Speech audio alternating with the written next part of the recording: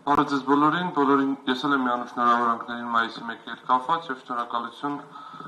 քննարկումը կազմակերպելու համար։ Մի քանի կետի կփորձեմ անդրադարձ կատարել։ Առաջինը սահմանադրական դատարանի որոշումը պետք է ճիշտ ընկալենք, որովհետեւ սահմանադրական դատարանը ուղղակիորեն արձանագրել է ձևավորված պրակտիկայի հակասահմանադրական լինելը։ Անունը ինչ էլ որ գրենք, ընդ սահմանադրականը այս ձևով այն ձևով ուղղակիորեն արձանագրել է օրենքով ձևավորված պրակտիկայի հակասահմանադրական լինելը։ Ինչի եմ դա ասում, գործընկերս նշեց, արդեն կան որոշումներ, որտեղ երկար հիմնավորում են ինչի հանցագործության հետ կապ էական չի։ Սա ինչի է շատ կարևոր, սա կոչ է բոլոր դատավորներին, ովքեր գործերը քննում են։ Մի քիչ դուրս եկեք դասընթացների ծավալներից, ինչ որ դասախոսները գալիս միջազգային փորձագետները նկարագրում են, փորձեք օրենքի վերլուծություն անել։ Որովհետև գործընկերս նաև ներկայացրել է 4-րդ մոդելի երկիր, 3-րդ մոդելի երկիր։ Հայաստանի Հանրապետությունը որևէ մոդելի երկիր չի, Հայաստանի Հանրապետությունը երկիր է, որտեղ գործում է որոշակի իրավական համակարգ։ Եվ այդ իրավական համակարգի շրջանակներում կես կատակ, կես լուրջ, ես ասում եմ, սպասում եմ հեսա մի հատ պահ, որ հայցվորը հեսա մի հատ արգումենտ կբերի ու կասի այն դասախոսի 3-րդ սլայդում այսպես է գրված։ Դատավորն էլ մի հատ վճիռ կգրի, որում կասի այն մյուս դասախոսի 4-րդ սլայդում այսպես գրված ու կբերեմ դա այս մի հատ օրինակի վրա, ինչի եմ դա այդպես կարծում ու անցնենք առաջ բոլորը խոսում են, որ այս գործերով ապացուցման շեմը հավանականությունների գերակշռությունն է, հավասարակշռությունն է։ Դա սլայդներից դուրս ոչ միտեղ չկա, որովհետև գործում է Հայաստանի Հանրապետության քաղաքացիական դատավարության օրենսգիրքը, որտեղ ստանդարտը հետևյալն է։ Դատարանը գնահատելով գործում եղած բոլոր ապացույցները որոշում է փաստի հաստատված լինելու հարցը ապացույցների բազմակողմանի, լրիվ եւ օբյեկտիվ հետազոտման վրա հիմնված ներքին համոզմամբ։ Ուրիշ ստանդարտ չկա, ուրիշ ոչ մի իրավական ակտում, ոչ ապօրինի գույքի բռնագանձման մասին օրենքում, ոչ քաղաքդատում կան պրեզումպցիաներ, եւ քաղաքդատ ունի պրեզումպցիաներ, եւ նյութական իրավական նորմեր ունեն պրեզումպցիաներ, բայց այս պրեզումպցիա կոչվածն էլ որպես պրեզումպցիա չի ձևակերպված։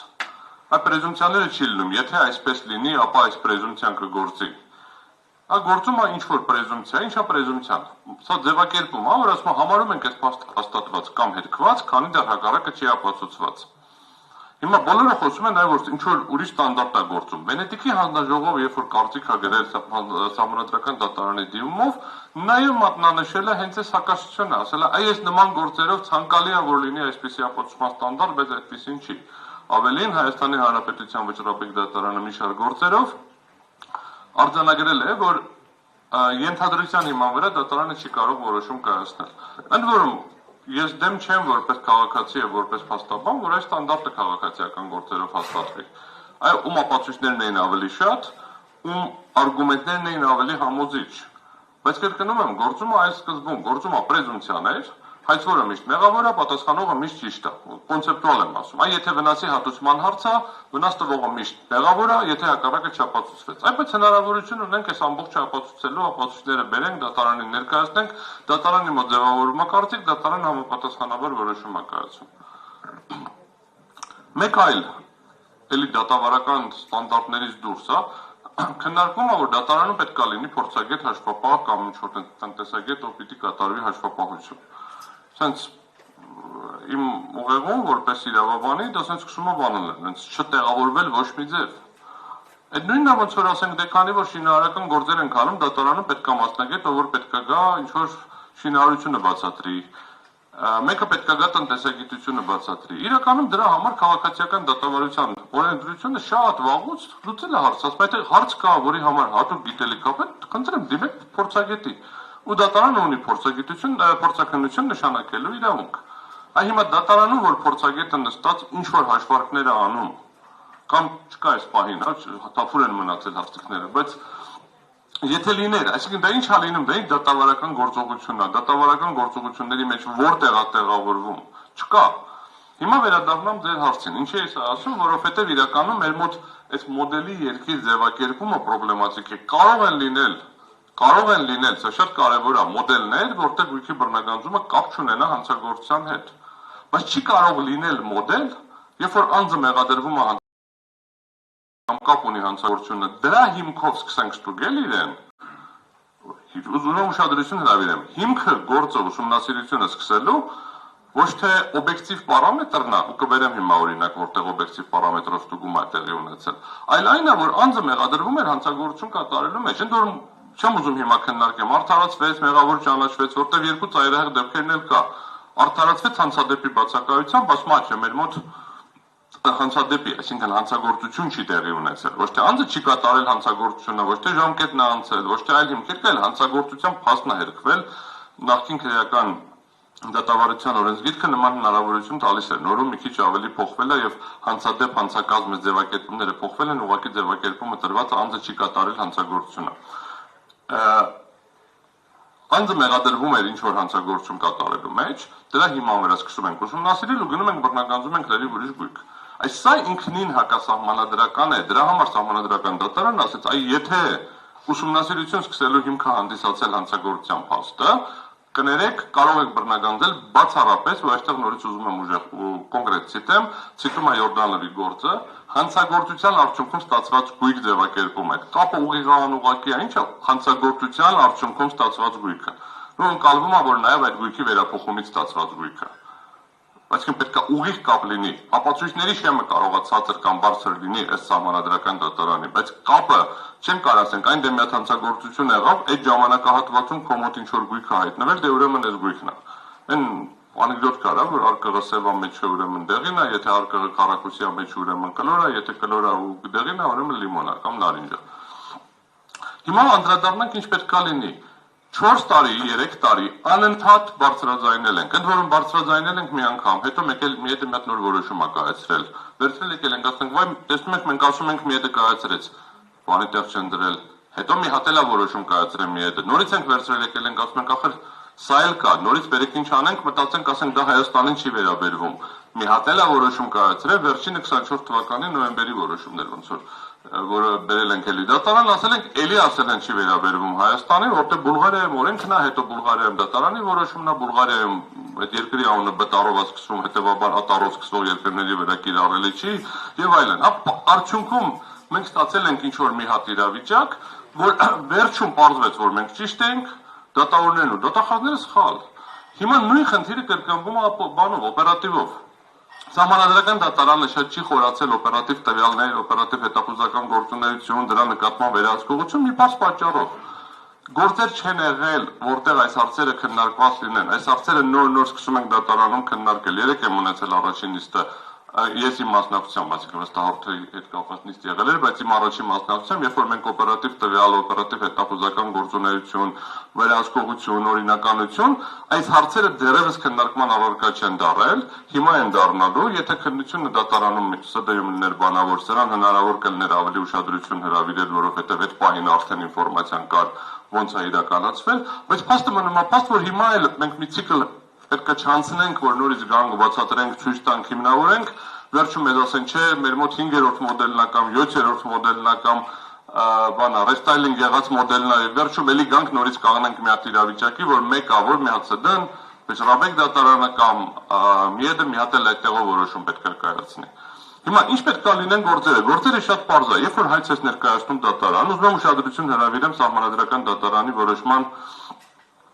բավականին ինտենսիվ վերլուծությանը, որ սա սովորական քաղաքացիական դատավարություն է։ Այսինքն որևէ սուպեր առանձնահատկություն չկա, ինչ որ քաղաքացիական դատավարական գործընթաց է տեղի ունենում։ Ուրեմն երբ որ քաղաքացիական դատարան հայց ես ներկայացնում, որի հիմքերը, այսինքն ասես ինչի եմ ես ուզում այս մարդուց բռնագանձել գումար։ Ինչ որ պահանջներ ես դրել ու չես դրել կարևոր պահանջները։ Դատարանը հասել է արդեն ապացույցները հետազոտելու փուլում, մեկ էլ հասկանում ես, որ մի հատ փաստական հանգամանք այն հոդվածի կիրառման համար կարևոր էր, որը դու չես ներկայացրել, ըստ էության դու պետք է հայցից հրաժարվես։ Դու կամ չհրաժարվես, դատարանը որպես արագացված ակնհայտ անհիմն հայց մերժի։ Ինչի եմ ասում, որովհետև քանի որ հայցվորը իրավունք չունի հանցագործության հետ չկապված գույքը բռնագանձել, իսկ հայցում դրա մասին որևէ բան, հիմնավորում, որևէ կետ, որևէ նշում չկա, հայցը դառնում է ակնհայտ անհիմն։ Ինչի է դառնում ակնհայտ անհիմն, որովհետև եթե հայցում նշված բոլոր հանգամանքները հաստատվեն, այն ինչ որ գրված է ամբողջությամբ հաստատվի։ Դատարանը միևնույնն է չի կարողանա կայացնել բռնագանձելու որոշում, որովհետև կապը հանցագործության հետ նշված էլ չի, որ հաստատվի կամ հերքվի։ Նույնը վերաբերվելու է օպերատիվ հետազոտական տվյալներին, այդտեղ մի քիչ ավելի քիչ խոսելու բան ունենք այն իմաստով, որ վերլուծությունները պրակտիկան չկա, ես ակնկալում եմ, որ դատարանները այս պրակտիկային կհետևեն։ Հիմա մի օրինակ էլ բերեմ օբյեկտիվ պարամետրի հիման վրա ուսումնասիրության։ Երբ որ մենք խոսում ենք կոռուպցիայի դեմ պայքար, դա մենակ նախկինի դեմ պայքարը չի, դա ընթացք եւ ապագայի ավելի շատ։ Նախկինի դեմ տեղի ունեցած գործընթացները այսօր կարևոր են միայն այնքանով, ինչքանով որ դրանք ազդում են ներկա եւ ապագայի վրա։ Դա նրա համար չի, որ ինչ-որ մեկին պատժենք, որ 20 տարի առաջ, 30 տարի առաջ ինչ-որ կոռուպցիոն դրսևորման մեջ ներգրաված ա եղել կամ ինչ-որ հանցագործության մեջ ներգրաված ա եղել։ Դրա համար ասենք ունենք նաև քրեական օրենսգրքում վաղեմության ժամկետներ, սահմանափակումներ, որ որոշ ժամանակ հետո այդ ակտուալությունը կորում է իրականում շատ։ Պետք է պատժել, պետք է գտնել, պետք է բացահայտել, բայց չպետք է դա այնպես լինի, որ ապագան խաթարվի։ Իսկ ապագային ուղղված գործողությունների օրինակները բերեմ, երբ որ նոր դատական բարեփոխումների շրջանակներում լավ թե վատ որոշվեց, որ բոլոր դատավորները պետք է անցնեն բարեվարկության ստուգում։ Բոլոր, այսինքն եթե դու դատավոր ես, կապ չունի, հանցագործություն, ոչ հանցագործություն, պաշտոնատար անձ, գույք ունես, գույք չունես, բոլոր դատավորները պետք է անցնեն բարեվարկության ստուգում։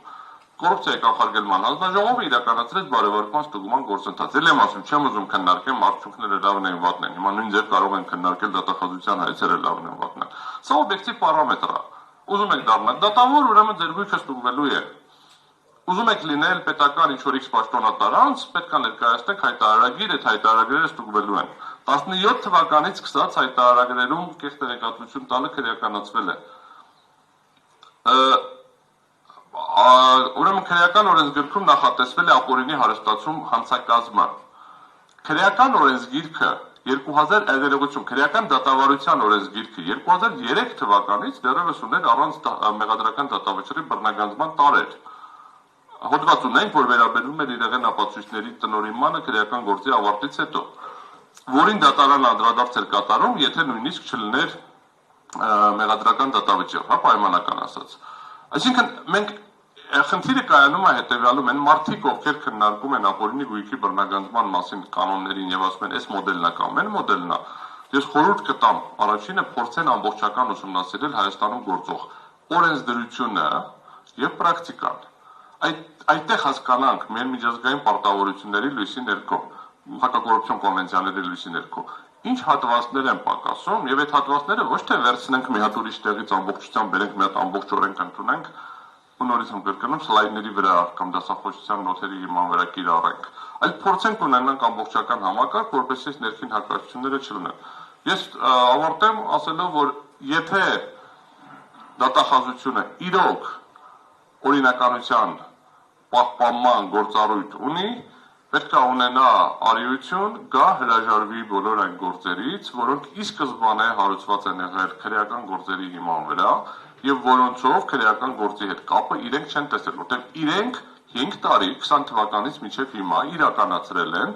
ապօրինի տեղեկատվության հավաքում մարդկանց վերաբերյալ։ Ապօրինաբար երկարացրել են ուսումնասիրության ժամկետները, ուսումնասիրել են ինչ-որ գույքեր, ուսումնասիրել են մարդկանց բարեկամների գույքերը, հարազատների գույքերը, նաև այդ հարազատների գույքերը այն ժամանակ, երբ որ դեռևս բարեկամ եւ հարազատ չեն եղել։ Ուսումնասիրել են ընկերությունների այլ գործընկերների գույքերը, երբ որ այդ մարդիկ պաշտոնատար անձ կամ քրեական գործի հետ կապված չեն եղել։ Սա ֆունդամենտալ խնդիր է, որ մենք պետք է իրականում անցալենք եւ դատախազությունը հիմա պետք է սկսի այս ամբողջ տեղեկատվության ոչնչացումը, որովհետև անձանց մասին հսկայական ծավալի տեղեկատվությունը հավաքագրել է պահում իր մոտ եւ սկսի գնահատել այս ընթացքում տեղի ունեցած ապօրինությունների հետևանքի վերացումը։ Այսքանով ես ավարտեմ, բայց հետո հատվածում ավելի մանրամասն ուրիշ հատվածներ կներկայացնեմ։